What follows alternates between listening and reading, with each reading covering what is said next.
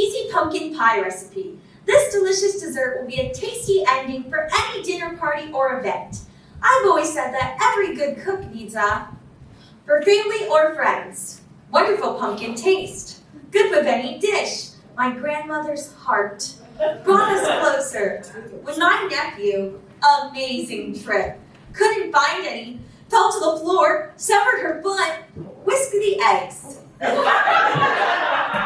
Started out as an amazing trip, and Chelsea knew her uncle's houseboat would be available since he had left it to her in his will.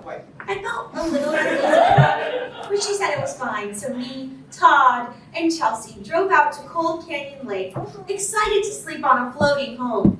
The first night we partied, drank, and had an overall good time.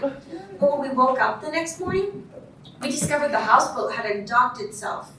We couldn't even see the shore, and no one knew how to steer it back. Our phones had no signal, and there's no boat we could use to get back.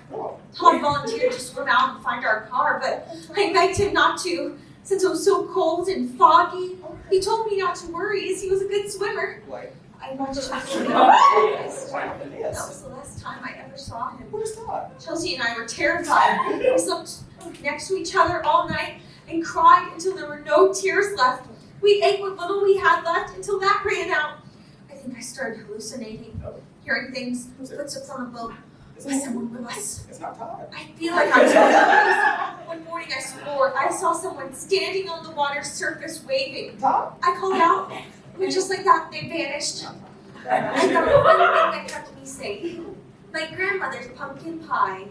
It still was the only thing that brought me comfort. As bad off as I was, Chelsea was getting worse. I heard her peacefully talking to someone in the bedroom. When I opened the door, it was just her. I asked, who is she talking to? And she said it was her uncle.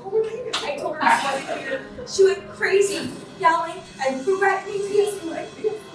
I started avoiding her, moving to the other end of the boat. I was determined they were Chelsea's anymore, not. It seemed like days had passed. I hadn't heard from Chelsea in a while, so I walked over to the side where I thought she was at.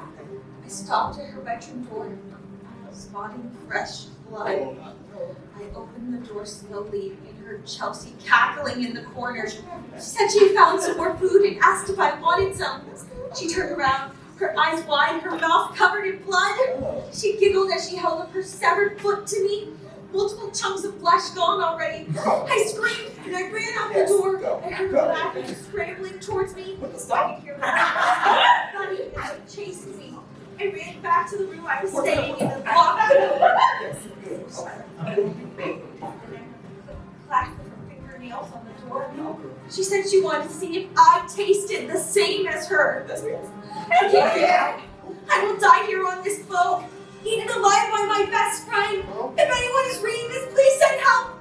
Come to Cold Canyon Lake and rescue me. She's breaking in. She's breaking in. Oh God, she's breaking through the door. Her eyes. Her eyes.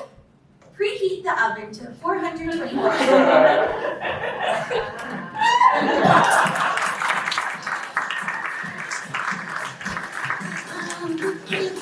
It's such a pretty sight.